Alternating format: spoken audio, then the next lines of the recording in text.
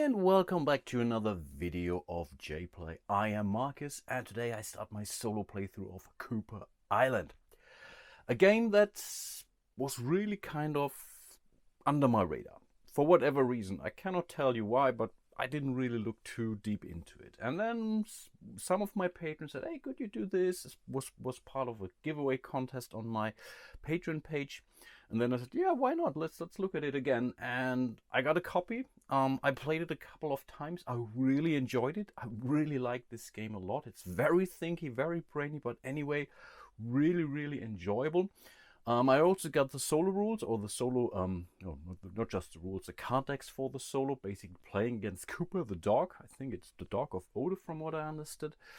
And here we are. Let's get cracking. I have never played this game solo before. Again, I played it only in multiplayer mode, I think 2-3 times. Not that often, to be honest. I think 3 times, but not that often.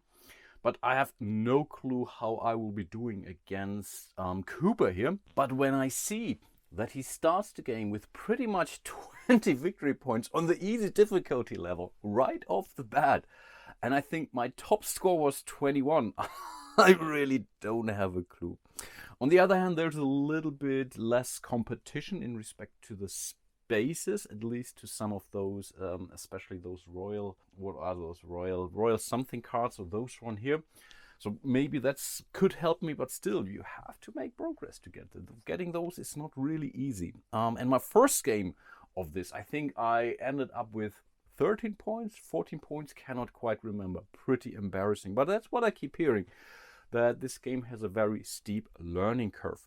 I already have set up the whole game. So Cooper will be the red player, and then there is also a neutral player who might come in, or who will most likely come in with yellow pretty much at the end of, in the cleanup phase. Then I will more or less replace some of my meeples with the neutral player, so in order to get some competition out on the board at least.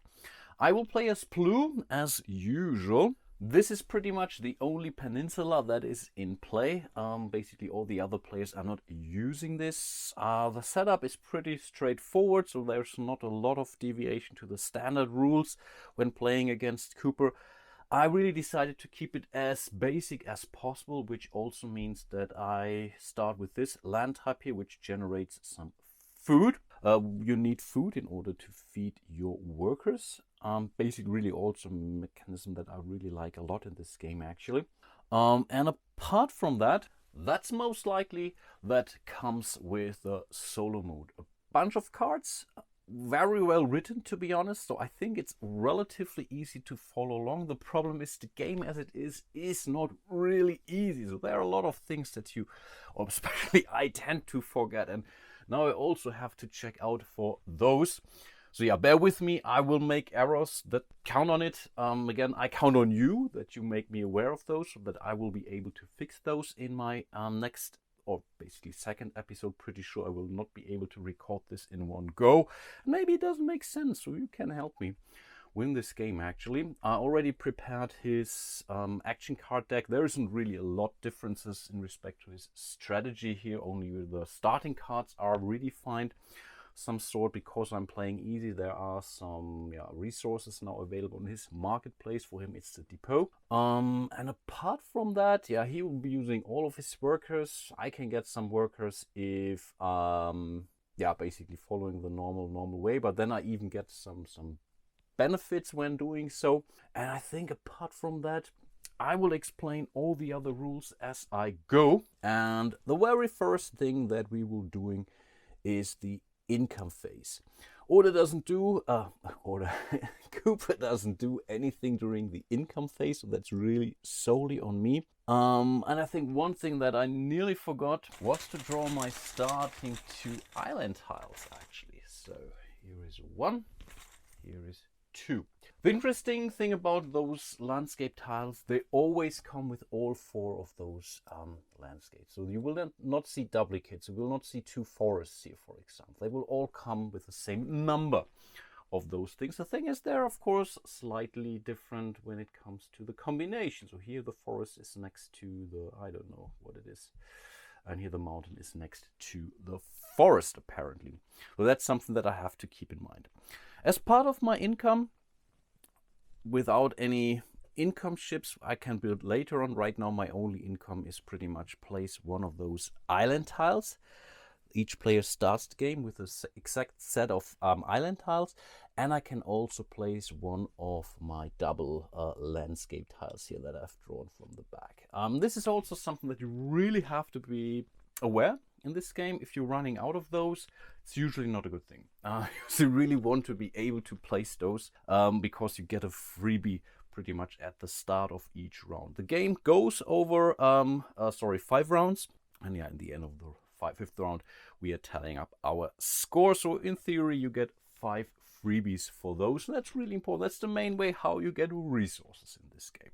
As mentioned, you get both of those actions, and you can take those income steps in any order. Later on, for example, you could get this income boat here. This income boat simply gives you 1 coin at the start of each round, and then it's up to you the order in which you are doing things. Because of our strategy card here, which says whenever I build an income boat, I gain an additional, I don't know, it's a victory point. In the end, it's a victory point, what you see here. So this could be beneficial for me, a little bit focusing on boats, but on the other hand, I also can penalize Cooper when building a building, because whenever I'm building a building, he gets one of those anchor tokens. That's pretty much, in theory, -1 victory point. I think that's definitely something to keep in mind. So I think I want to start with one of my island tiles here, and I have to place those adjacent to one of my existing. I start the game with 1 explore tile. This is all undiscovered here. Everything where we see these clouds, foggish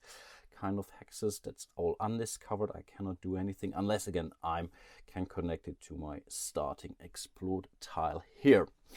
Again, I get to choose which of those island tiles I will be allowed to place. And I think because I want to build a ship, I might want to consider going either for a coin, or maybe I want to go, I think I need the coin relatively quickly.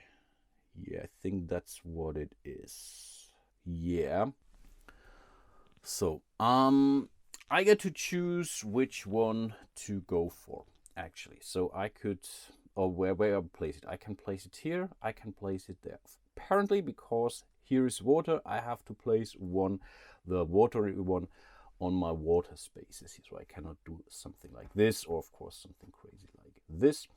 And on the other hand, this half here needs to remain open. So I cannot build for something on this here too later on, for example, because this tells me how I can move my ships later on. So I think doing it this way, no, let's do it this way, because this way I can pretty much gain a coin anytime immediately when I move over it. So anytime I move a ship over it, I can activate it, but I also get to activate it right when I placed it. First of all, I have placed a new tile on my island. This gives me 1 piece of food. That's been shown here. So that's pretty much the thing where I get food. And I need food to feed my people later on. Because I placed this one here, this automatically gives me 1 additional coin.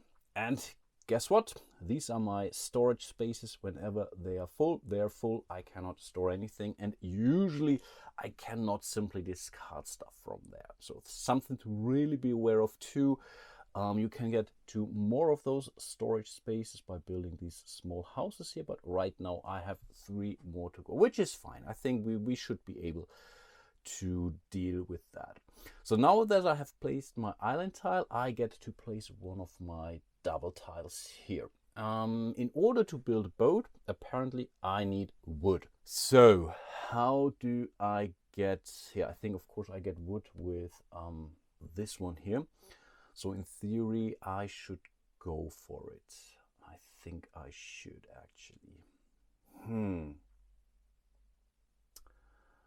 Question now is, no, I think that's fine. I think that's fine.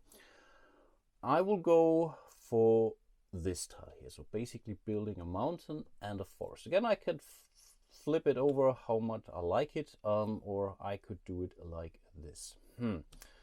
On the other hand, this could be tempting too. No, let's go for this one. As with all other tiles, again, they have to be adjacent. So I think I need this space here for later mountains, for later island tiles, for example. So I think, and I want to go closer here to those ruins, because if I will be able to explore these 3 spaces here, this will give me 1 point at the end of each round.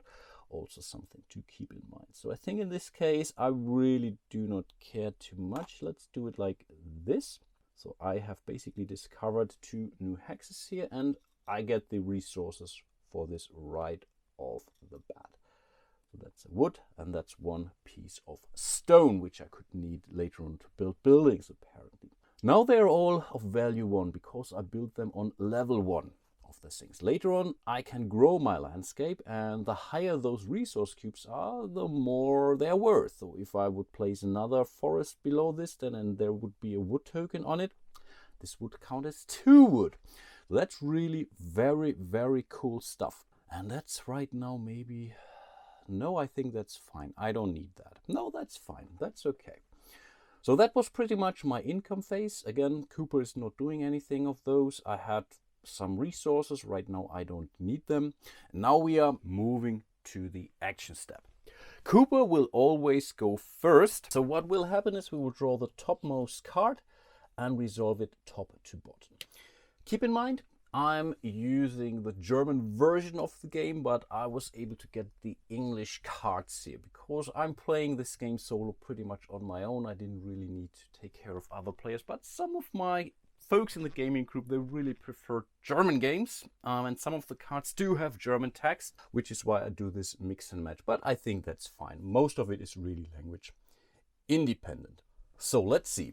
He will go for action card, or for the action B in this case.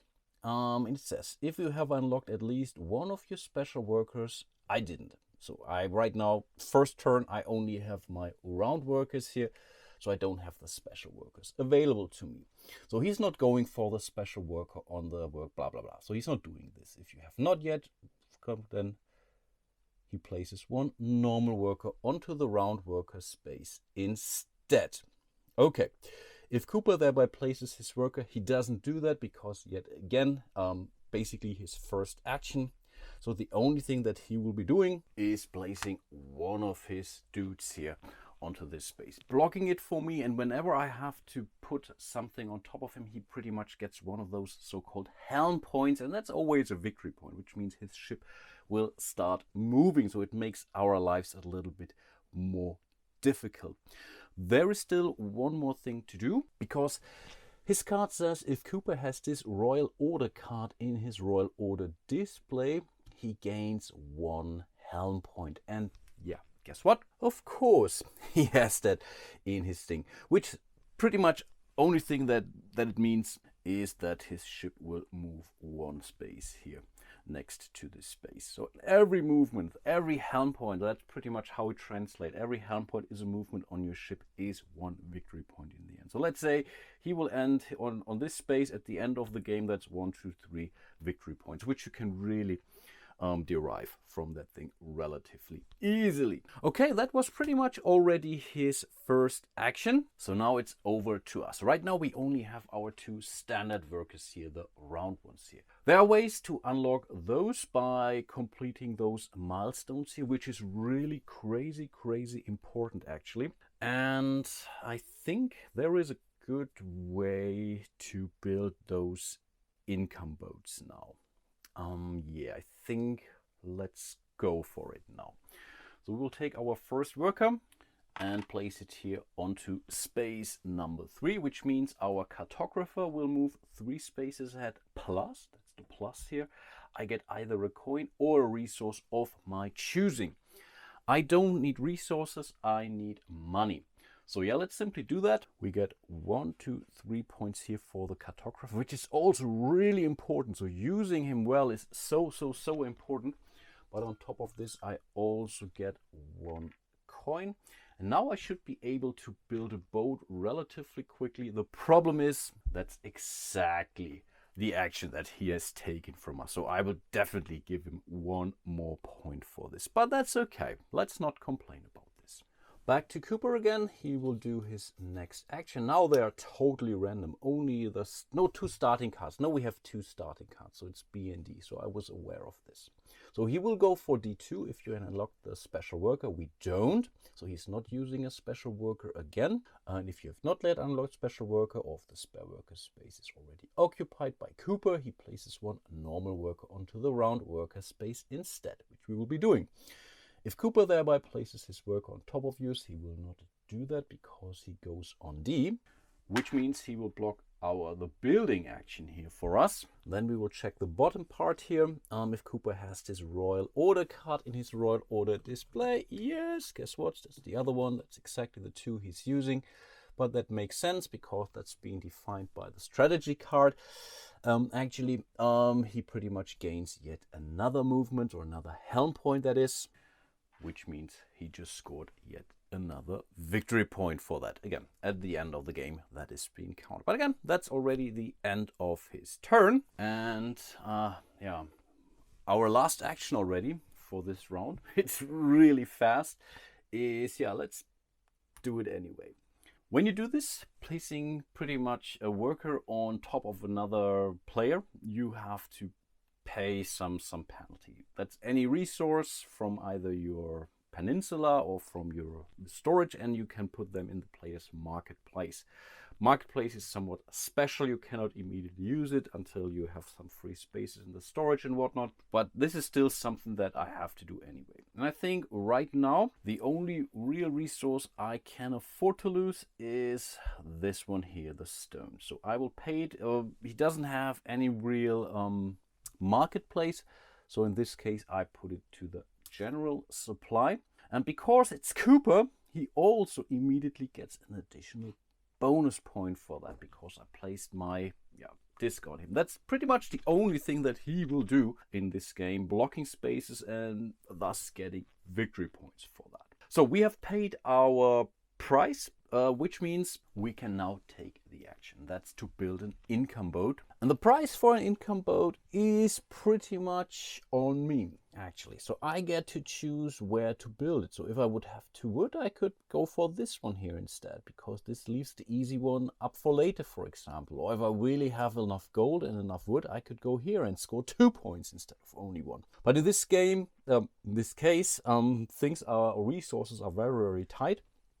So I will simply pay the 3 coins here from my storage area. I will take the wood from my landscape because it was on level 1. That's only 1 wood, but that's all I need in this case. So this goes simply back to the supply. And now I get to choose which income boat to build. And right now I'm thinking of either doing this one, which gives me an additional coin each round, or going for this one, because this gives me a lot of those tokens, those island tokens, the double one. But I think let's stick to money. First of all, I get 1 victory point or 1 helm point right off the bat, and I also get the reward here right off the bat as well. So yet I will get 1 additional coin, and I get 1 helm point because of this.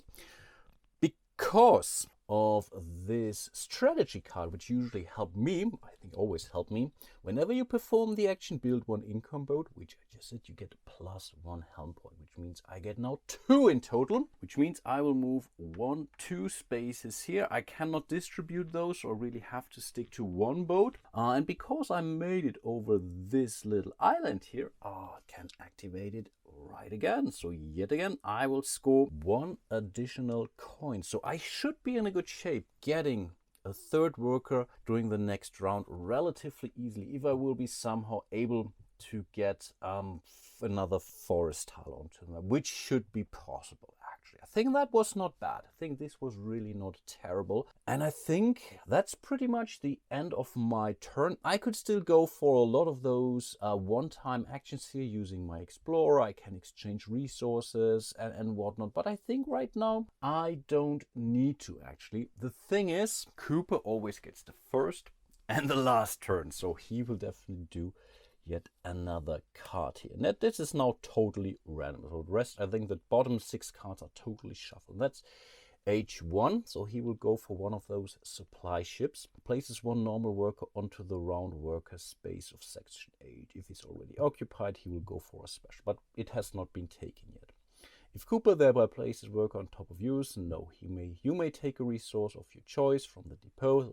That's pretty nice actually. But then if the harbor master stands upright, lay it down. But first of all, let's place the dude. He doesn't really change things, to be honest, so he simply gets this action here. Then his card told us to lie this one down. So usually when he's upright, he's granting you a discount when delivering something to those supply ships here. So normally they need 3 gold and 2 cloth, I believe that is. When he's upright, when someone goes there, you lie him down, then you get the discount. Maybe only 2 gold and 2 cloth, for example. In this case, he did it, but good thing is I think nothing else would happen. Only if Cooper has this Royal Order card in his display, you also would gain a point. But he basically has only taken the discount away. I think that's not too terrible actually. And I think that's really now the end of the round. So let's do the cleanup phase first, and we will always start with Cooper. That's pretty easy in the first round. So first of all, we will return all of his meeples back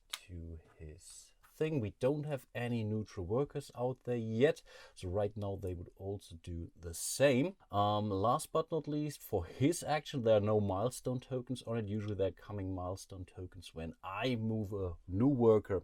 When I get a new worker, then we would place one of his milestone tokens there, which is usually something that's beneficial for me in this case. So that's really important, getting those extra workers out. And again, now we are basically taking those discard piles and we simply shuffle those into his deck. I will do the heavy lifting off camera then, before I go into the next round, and then I will pretty much do my cleanup phase. But pretty much when I return workers, as kind of step 5, I will go through that from top to bottom right now.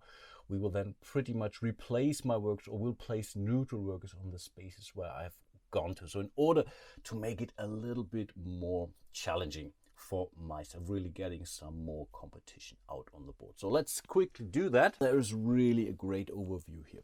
First of all, we have to feed our workers. Right now, we have to spend 2 food because we haven't unlocked any additional workers here. So that's already good thing. And for some reason I happen to have 2 food, because right now this food is on level 1, so that's 1 food, that's 2 food. So we have successfully fed our workers.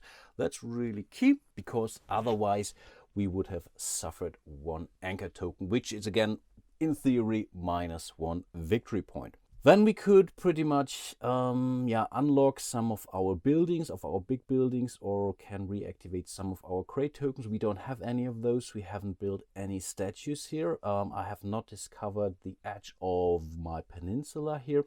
And now our workers come back. So that's pretty much step 5, right? 1, 2, 3, 4, 5. Yeah, makes sense. So in this case, we will take the neutral workers. We will place those guys here. This is now already gone. Of course, I can still go there, but I still have to pay the resources. Cooper doesn't get points for that, but at least I still have to pay the charges in order to use that same space again. So yeah, we have to return our workers to our worker area here. Then we finish with our cleanup phase. Next, we will remove all resources that are here on our marketplace. Luckily, we don't have one. That's also something that you really want to avoid. So you really try to use your resources apparently. And then, yeah, basically we will move the harbor master to the next card. So that's pretty much our round trigger here. How nice is that? And of course, we will also stand him up. So I can use him now in order to deliver some goods here. And again, if I'm the first one to go there, I get the discount. And then I will basically score a point, which is always good. But I get also one of those crate tokens here, which allows me to go for relatively powerful bonus actions here. But that's pretty much the end of round 1. And I think I'm really playing relatively poorly here. I didn't make a lot of progress. Maybe I really should have went for some extra space. But again, my main goal for the next round is to get yet another ship.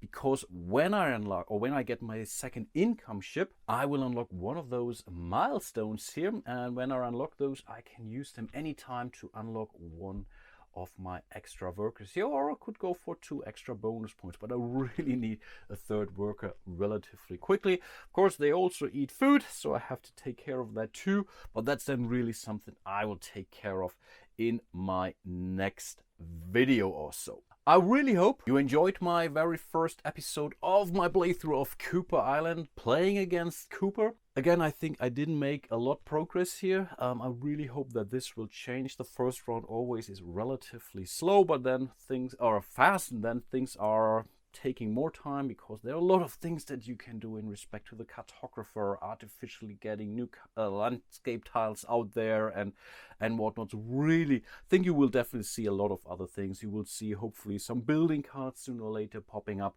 So I'm really hoping that I can show you something. I'm pretty sure I will not win this game against Cooper again. I'm still learning this game, but it's really such an enjoyable game. I really like it a lot. Again, keep me posted on any errors I'm doing. Also, would really appreciate some playing tips from you guys. Maybe there are some veterans out there who tell you, oh, that's wrong, you should go this and this and there. And then I will try to put this into the next episode. Huge shout out to all of my patrons out there. Really appreciate your support. Of course, you will find a link to the basically Patreon page in the description of this video, and maybe sometime during this video it will pop up anyway. And yeah, hope to see you soon in one of my other videos, and until then, bye bye.